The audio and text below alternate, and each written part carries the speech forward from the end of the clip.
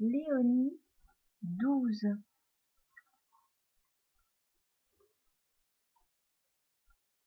Dans les derniers temps de son séjour à Paris, elle profite des relations qu'elle a conservées avec les anciennes élèves des Visitations de Troyes et de Paris pour susciter des réunions périodiques de ces dames à la maison de Vaugirard.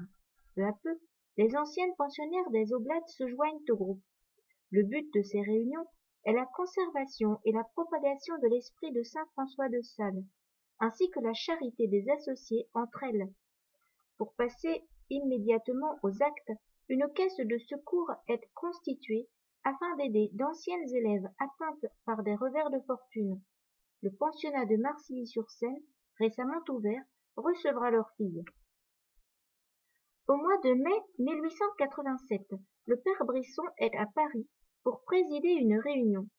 Sachant que monseigneur Mermillod se trouve chez la comtesse de Lauvestine, rue du Cherche-Midi, il envoie sœur Françoise de Sales lui demander de venir donner sa bénédiction, le dimanche suivant, à la nouvelle association. Monseigneur est souffrant. Mais, comme autrefois saint François de Sales, il ne sait rien refuser. Au jour marqué, après quelques paroles remplies d'amour de Dieu et de zèle pour les âmes, il s'exprime ainsi. Je viens aujourd'hui donner le baptême à votre association. Je vous donne pour marraine sœur Françoise de Sales. Je reviendrai plus tard vous donner la confirmation. Départ hélas sans retour, créé cardinal bientôt après, il est appelé à Rome. Il y mourra à la fin de l'année 1892, âgé de 68 ans. Tout prospère sous la sage administration de sœur Françoise de Sales.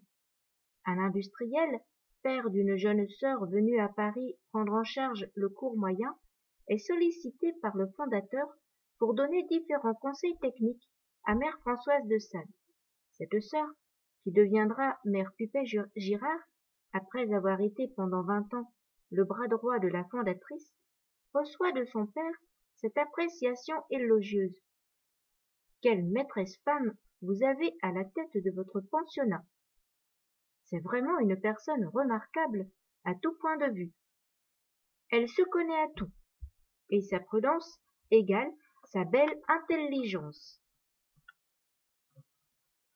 Pourtant, sœur Jeanne-Marie et sœur Louise-Marie s'accordent pour remplacer la fondatrice à Paris par une sœur qu'elles ont fraîchement formée à Troyes, mais qui en réalité les a subjuguées. Sœur Madeleine de Chantal-Sacleux, jusqu'à sa mort, tentera de séduire tous ceux qui l'approcheront. À la fin de l'année scolaire 1889, sœur Françoise de Sales fait sa retraite à Morangis avec toute la communauté. En quittant le désert, les sœurs reviennent à Vaugirard avant de se rendre chacune au lieu qui lui est assigné. Croyant avoir à fournir quelques renseignements utiles à sa remplaçante, sœur Françoise de Sales demande l'autorisation de s'y rendre également. Elle se heurte à un refus. Des dispositions ont été prises pour que cette rencontre, jugée superflue, n'ait pas lieu. Elle doit rentrer à Troyes le jour même, 3 août 1889. Un témoin de son départ révèle sa douleur profonde et sa force d'âme. Je montai un instant à la tribune au moment où notre mère entrait à la chapelle. Elle se prosterna devant l'autel et je la vis pleurer en silence. Quand je descendis, je la rencontrai. Aussitôt qu'elle m'aperçut, sa physionomie qui était profondément altérée changea subitement pour faire place à un maternel sourire. Joie de tout passer entre le Sauveur et soi,